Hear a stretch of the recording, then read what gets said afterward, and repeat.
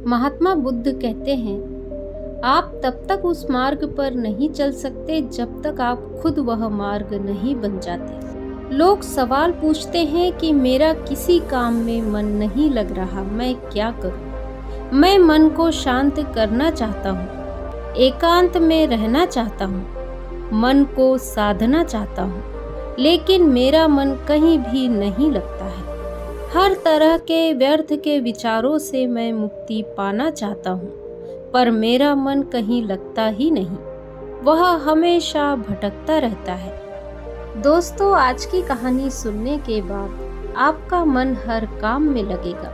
तो चलिए कहानी शुरू करते हैं। एक गुरु अपने शिष्यों को ध्यान साधना सिखा रहे थे। तभी एक शिष्य ने बोला, हे गुरुवर, मैं कुछ समझ नहीं पा रहा हूँ, क्या मैं आपसे कुछ पूछ सकता हूँ? गुरु ने कहा, बिल्कुल पूछ सकते हो। शिष्य ने कहा, जैसे मैं पानी पीता हूँ तो मेरी प्यास बुझ जाती है, या कोई भी पानी पीता है तो उसकी प्यास बुझ जाती है, तो यह ध्यान के संबंध में क्यों नहीं होता? जब हम आपके बताए अनुसार एक जैसा ही ध्यान करते हैं तो हम में से कोई पहले या कोई बाद में, तो कोई कभी भी ध्यान की स्थिति को प्राप्त कर ही नहीं पाता। ऐसा क्यों होता है गुरुवर? जैसे पानी से सबकी प्यास बुझ जाती है, वैसे ही ध्यान से सबके ज्ञान चक्षु खुल जाने चाहिए, पर ऐसा नहीं होता है। गुरु ने कहा, कल हमें किसी ने भोजन पर आमंत्रित किया है, कल तुम मेरे साथ चलना, मैं तुम्हारे प्रश्नों के उत्तर वहीं दूंगा। अगले दिन दोनों गुरु शिष्य भोजन के लिए एक धनी व्यक्ति के घर पहुंचे।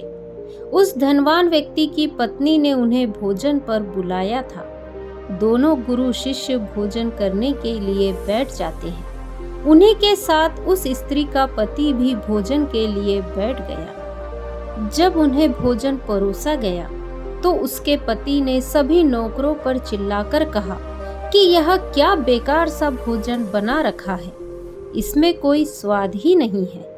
वह धनवान व्यक्ति भोजन की थाली फेंककर नौकरों से कहता है कि जाओ, ढंग का खाना बना कर लाओ। धनी व्यक्ति की पत्नी उन दोनों गुरु शिष्य से क्षमा मांगकर उन्हें भोजन परोसने लगती है। फिर दोनों भोजन करते हैं, लेकिन गुरु अपने थाली में 2 रोटी छोड़ देते हैं। गुरु ने उस स्त्री से कहा कि पुत्री, क्या तुम मुझे ये 2 रोटी बांध कर दे सकती हो? उस स्त्री ने उन रोटियों को बांध कर दे दिया। उसके बाद दोनों गुरु शिष्य वहां से चले आए। रास्ते में गुरु ने शिष्य से पूछा कि तुम्हें भोजन कैसा लगा? शिष्य ने कहा, भोजन तो अति स्वादिष्ट था, मुझे बहुत ही पसंद आया, मुझे वहां भोजन करके बहुत ही अच्छा लगा। गुरु ने कहा, क्या इससे अधिक तुम्हें और कुछ नहीं लगा? शिष्य ने कहा, इससे अच्छा और क्या लग सकता है गुरुवर, मेरी भूख मिट गई, मेरा पेट भर गया। फिर गुरु ने कहा, भोजन तो अच्छा था, लेकिन उस स्त्री के पति ने भोजन स्वादिष्ट नहीं है, ऐसा क्यों कहा? भोजन तो अच्छा बना था, भोजन तो एक जैसा ही था, तो फिर उसके पति को भोजन पसंद क्यों नहीं आया? शिष्य ने कहा, आप ठीक कहते हैं गुरुवर, मैं तो कुछ समझ ही नहीं पा रहा हूँ, आप ही कुछ बताएं। गुरु ने कहा, अभी तुम मेरे साथ इस मार्ग पर चलते रहो। गुरु शिष्य चलते चलते बहुत दूर निकल आए। शिष्य ने गुरु से कहा, हे गुरुवर, हम हमारे आश्रम के मार्ग पर तो नहीं हैं, फिर हम इस मार्ग से कहाँ जा रहे हैं? गुरु ने कहा, बस चलते रहो। बहुत दूर चलने के बाद एक फटेहाल व्यक्ति गुरु के सामने आ गया और उनके चरणों में गिर पड़ा और बोला, हे परमात्मा, मेरी मदद करो, मैं 3 दिन से भूखा हूँ, मैंने कुछ भी नहीं खाया है, आप ही कृपया करके मुझे कुछ खाने को दे। गुरु ने उस व्यक्ति को एक पेड़ के नीचे बैठाया और उन 2 रोटी को निकाल कर दे दिया जो उस महिला ने उन्हें बांध कर दिया था। रोटी को देखते ही उस गरीब व्यक्ति की आंखों में चमक आ गई। उसने तुरंत उन रोटियों को खा लिया। खाते समय उस व्यक्ति की आंखों से आंसू निकल रहे थे। वह रो रहा था। और रोते हुए खाए जा रहा था और अपने हाथ से इशारे कर रहा था, जैसे वह किसी अदृश्य शक्ति को कह रहा हो, इस रोटी के लिए तेरा धन्यवाद। खाने के बाद उसने गुरु को प्रणाम किया और धन्यवाद कहा। गुरु ने उस व्यक्ति से पूछा कि भोजन का स्वाद कैसा था। उसने कहा, स्वाद तो कहीं था ही नहीं। उन रोटियों में केवल जीवन था परमात्मा। यह रोटियां नहीं थी गुरुवर, यह साक्षात जीवन था। यह बातें कहकर वह व्यक्ति वहां से चला गया। गुरु ने शिष्य से कहा, देखो, भोजन वही था। एक व्यक्ति को उसमें स्वाद नहीं आता, तुम्हें उसमें स्वाद आया। तुम्हें भोजन पसंद आता है, लेकिन वहीं एक व्यक्ति को इस भोजन में स्वाद नहीं आता, बल्कि वह इसमें ईश्वर, परमेश्वर और जीवन को देख लेता है। इसी से पता चलता है कि व्यक्ति और भोजन के तृप्ति में भी अंतर है। पहले व्यक्ति की इसमें कोई तृप्ति नहीं होती, तुम्हें थोड़ी तृप्ति होती है, और इस फटेहाल व्यक्ति को अनंत तृप्ति होती है। ऐसा ही ध्यान के संबंध में भी होता है। जिसको जितनी ज्यादा प्यास होती है वह उतनी ही जल्दी मार्ग बना लेता है। उस शिष्य की जिज्ञासा का समाधान हो चुका था। उसके प्रश्नों के उत्तर उसे मिल गए थे, लेकिन प्रश्न का उत्तर अभी हमें नहीं मिला है। प्रश्न यह था कि हमारा मन क्यों नहीं लगता। दोस्तों, जो लग जाए वो मन नहीं है। मन का स्वभाव ही भागना है। जब हमारे पास कोई चीज अत्यधिक होती है, तब हमारा मन उससे भागने लगता है। जैसे उस धनी व्यक्ति का मन, जो उस भोजन से भाग रहा था, जो उसके लिए आम बात थी। लेकिन जब कोई चीज हमारे पास सीमित मात्रा में होती है और हमें मिल भी जाती है, तब हमारा मन उससे जुड़ा भी रहता है। तब हम उस चीज की अहमियत अपने जीवन में थोड़ी बहुत रखते हैं। जैसे उस शिष्य का मन उस भोजन से थोड़ा बहुत जुड़ा हुआ था, तो उसने उस भोजन के स्वाद को भी जाना। लेकिन जब हमें कोई चीज चाहिए होती है और वह हमारे पास नहीं होती, तो पहले हमारा मन उस चीज के लिए बहुत ही लालायित रहता है। वह हर हाल में उसे पाना चाहता है। लेकिन जब कोई चीज प्राणों से जुड़ी हुई होती है, जैसे वो 2 रोटी, और जब बात प्राणों पर आ जाए, तब मन गायब हो जाता है। तब आप स्वाद नहीं देखते, भोजन का प्रकार नहीं देखते। तब आपको सिर्फ भोजन चाहिए होता है। तब आप एकाग्र हो जाते हैं। भोजन के लिए जो मिले उसी में आपको आनंद आ जाता है। स्वाद हो या ना हो, आपके प्राण अंदर तक उसे स्वीकार कर लेते हैं। और यह तब होता है जब मन नहीं होता है। जीवन में हम हमारे मन को लगाने की बहुत कोशिश करते हैं।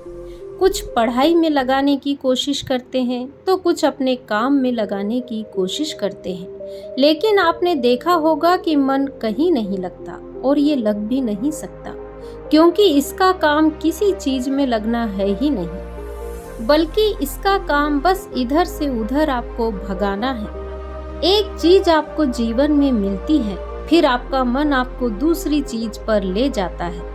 दूसरी चीज जब आपको मिल जाती है, तो आपको तीसरी चीज पर ले जाता है। मन कभी भी संतुष्टि को नहीं जानता, वह केवल पाना जानता है। पाने के बाद भूल जाना जानता है।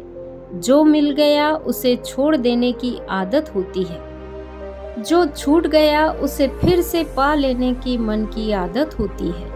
अब सवाल यह आता है कि अगर मन का काम भगाना या भागना ही है, तो जिंदगी भर हम भागते ही रहेंगे? क्या हम कहीं रुकेंगे नहीं? ध्यान से देखो तो जिंदगी ऐसे ही है। जन्म से लेकर मृत्यु तक इंसान भागते ही रहता है, कभी किसी चीज के पीछे, कभी किसी इंसान के पीछे। लेकिन फिर कुछ इंसान भागना बंद कर देते हैं, तब चीजें उनके पीछे भागती है। वह किसी चीज के पीछे नहीं भागते हैं। इसका सबसे बड़ा उदाहरण स्वयं गौतम बुद्ध है। हम आम लोग कैसे अपने जीवन में ठहराव ला सकते हैं? कैसे हम अपने जीवन में एकाग्रता ला सकते हैं? कैसे हम अपने जीवन में अपने मन को नियंत्रित कर सकते हैं? इसका एक ही रास्ता है, वह है ध्यान। ध्यान आपके जीवन को व्यवस्थित बनाता है। मन भागता है, ध्यान ठहराव लाता है। मन लालच देता है, ध्यान लालच को देखने की शक्ति देता है। मन कहता है दूसरी चीज को पकड़ लो, ध्यान कहता है जो मिला है उसे में खुश रहो। जीवन में ध्यान एकाग्रता लाता है, लेकिन ध्यान को लेकर भी हम भ्रमित रहते हैं। ध्यान का मतलब आंखें बंद करके बैठ जाना ही समझते हैं। एक छोटी बच्ची बहुत ही अच्छा बांसुरी बजाती है और जब वह बांसुरी बजाती है तो उसका मन उसके सुर में खो जाता है। उसके प्राण उसकी बांसुरी के सुर में खो जाते हैं। उसके प्राण केवल उस बांसुरी के धुन में ही रम जाते हैं और यही उसका ध्यान बन जाता है। लेकिन ऐसा इसीलिए होता है क्योंकि उस लड़की को उस बांसुरी में रस आता है, आनंद आता है। यही उसकी प्रकृति है। वह वही कर रही है जो वह कर सकती है। एक अध्यापक है, जब वह अपने छात्रों को पढ़ाता है तो उसमें खो जाता है। जब वह पढ़ा रहा होता है तब उसके मन में कोई हलचल नहीं होती। वह तब ना तो भूतकाल की बात सोचता है, ना ही आने वाले भविष्य की चिंता करता है। वह केवल वर्तमान के क्षण में ही रहता है और यही उसका ध्यान है। जो व्यक्ति जो है, अगर वो वही होने लगे तो उसमें अपने आप ही ध्यान उत्पन्न होने लगता है।